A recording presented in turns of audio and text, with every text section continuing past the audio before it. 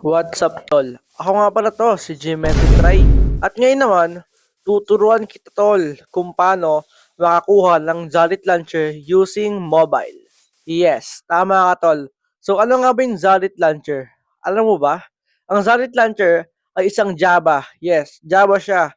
Pero, sa mobile. Tama ba? Yes. So, baka naisip mo, tol, para siyang Pojab Launcher. Yup, meron siyang pagka-similar doon. May similarity sila. And then yes, Zalit Launcher is one of my ginagamit or may ginagamit nga sa pagla-live and then pag may making content. So let's go, guys.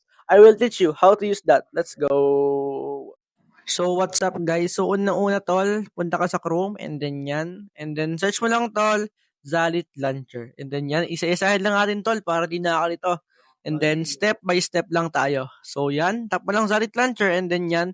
Yung unang-unang ano, tol, lalabas sa inyo. So dapat, tol, GitHub. Pag hindi GitHub, so hanapin mo lang yung GitHub.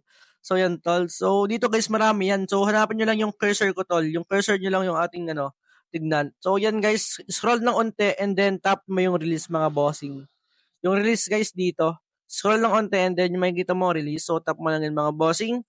So ayan, hindi siya nakakalito as long as yung option din mo lang siya sabihin ko. So yan, guys, Zalit Launcher, makikita mo dito, mga bossing. So yan, kitang-kita mo yan, tol, ha. Sa cursor ko, tol, ha. Just check my cursor. Ang nakalagay is 1.4 ata, 1.4.0.6 and then ARM 864 if I'm not mistaken, or ARM 64. So kunwari, guys, sa top nyo na yan. So tatap mo lang yun and then okay na, tol. Download mo na yun, tapos sa downloading na yan and then yan, goods na yan.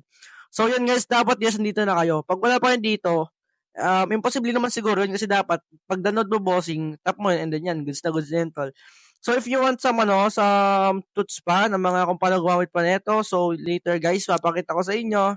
So ayan, so mamaya I will make tuts again. So abangan nyo yan, tol, and then like and share and subscribe lang kayo, mga bossing, para sa next tuts and how to use Zalit Launcher. So goodbye, guys, and see you soon. Goodbye.